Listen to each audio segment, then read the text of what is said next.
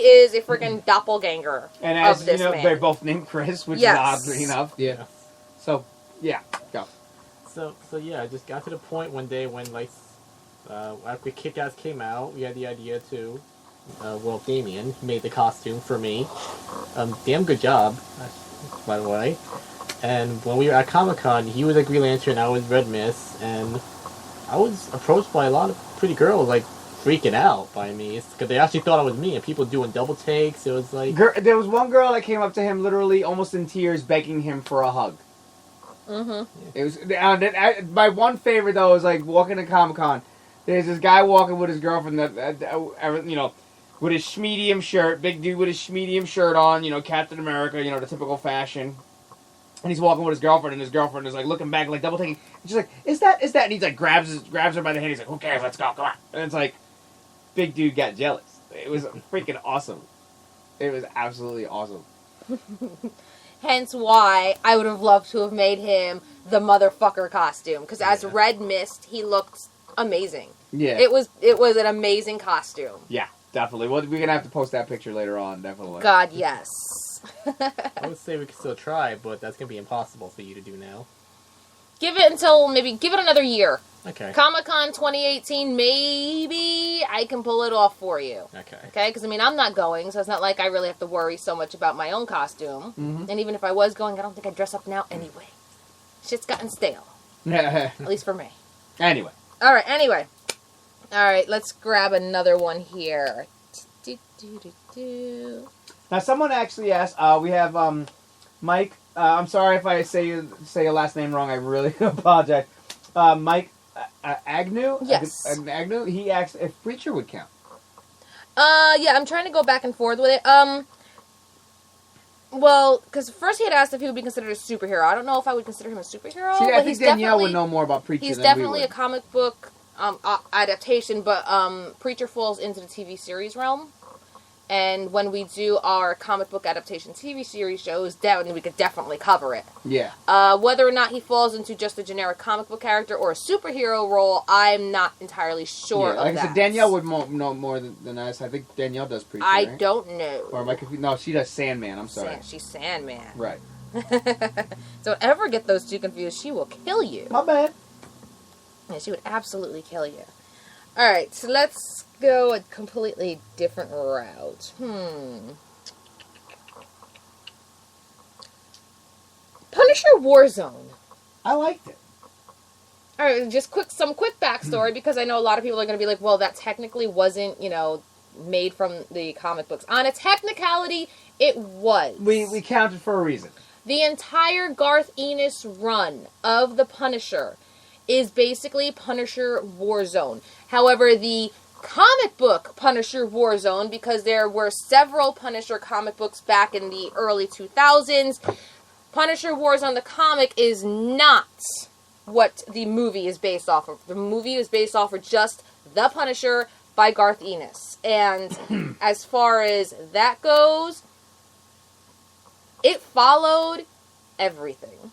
The styling, the characters, the language, the violence, everything. Like, a lot of people complain about this one, but, like, they complained about the previous movie.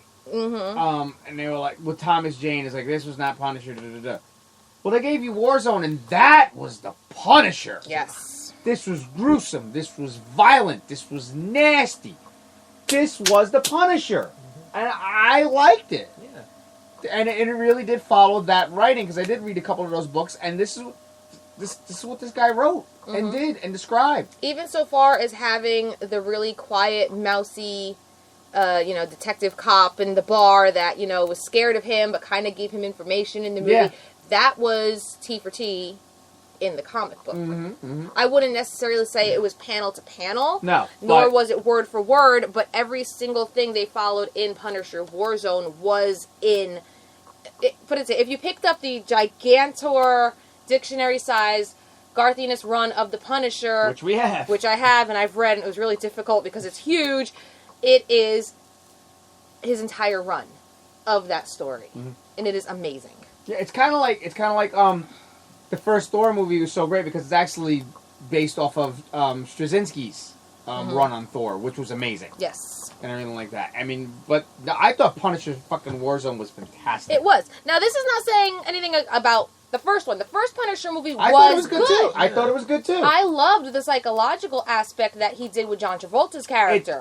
It delved more with the pain and anguish of the loss. Yes, definitely. When it comes to the violence of the Punisher Warzone is definitely more of what the book would entail. Yeah, exactly. Because the Thomas Jane one is more so when the wounds are still fresh. Yes. It's the wounds are still fresh, and this is kind of the birthing of the Punisher. Yes. Warzone, Punisher is already established. Yes. Now he's just a mean, nasty, cruel son of a bitch. Exactly. And see, this is what we mean by when we're doing, trade paperback and or graphic novel, because the very first Punisher movie with Thomas Jane, that was just a culmination of a bunch of different stories, as well as what the creative writing team wanted to do. Whereas Punisher Warzone actually was after a story written for a comic book. Yeah. That's where we're differentiating the two. Like, we're not just going with comic book movies, we're going with ones that actually have written source material in our very hand. See? Alright. Mm-hmm. Moving on. Moving on. For you. Okay. Hellboy! And the funny thing is, I know the movies launched your fandom for the books. Yes. And I love the movie because, Ron Perlman plays a hell of a great Hellboy. Like, he was born to play that role. I gotta say, it's hard to choose because I love the movies, but I gotta say maybe like some of the books are better because I guess they like go more a little bit darker to what the movie was supposed to be, and it's hard to really explain because it's really like but yeah. Sounds like it's more of an equal love between the two. It is. You love the movie for what it is and what it's brought, but you love the comic books just as much, even though they are different from the movie. Yes. Like the tone. Like Hellboy, the movies, they definitely, while dark, they seem just a little bit more happy. Whereas the comic books of Hellboy, there's a little happy, but it's definitely more on the darker side of happy. Yeah. Again, having that ability to go the route in a book that you can't go in a movie because you got to send everybody home happy. Yes. Understandable. So that's one that we really can't comment too much on. We haven't read much of the Hellboy stuff. Exactly. Which is why we purposely saved that one up for Spike. But also what's good about it because I seen the movie first. Then while I'm reading it, I'm actually picturing as Ron Perlman doing these roles. And, I mean that's always cool when you can put a voice to it. It's so cool. That's what makes it more fun. That's what definitely makes reading more fun, was when you can put the voice to it. And it makes it so much more cool. That's also something that aggravates me, though, on a totally different level. Because if there's a comic book character that has not had a movie yet. For example, before Deadpool had a movie, everybody would go on and on, oh, Deadpool doesn't sound like this, Deadpool. How the fuck do you know when Deadpool is a voice in your fucking head and he hasn't had a goddamn movie yet? He can sound however the hell he wants! Jesus Christ. It sounds a little more personal than just a Deadpool thing there. Just saying. I don't give a fuck.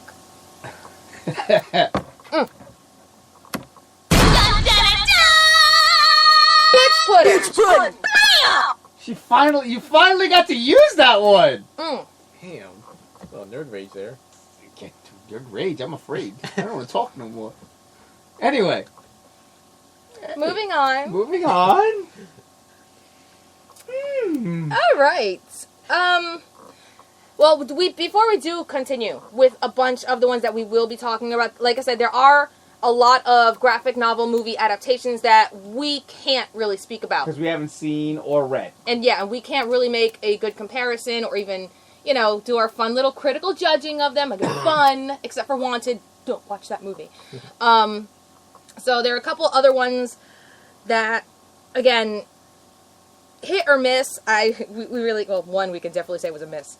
Red was a graphic novel. Yeah, which we heard was a fantastic movie. Yes. I thought it was okay. The first one was alright. I never saw the second one because it wasn't really my style in a way. Yeah, well, that's the thing. It's got to be your tone. Yeah. Yeah.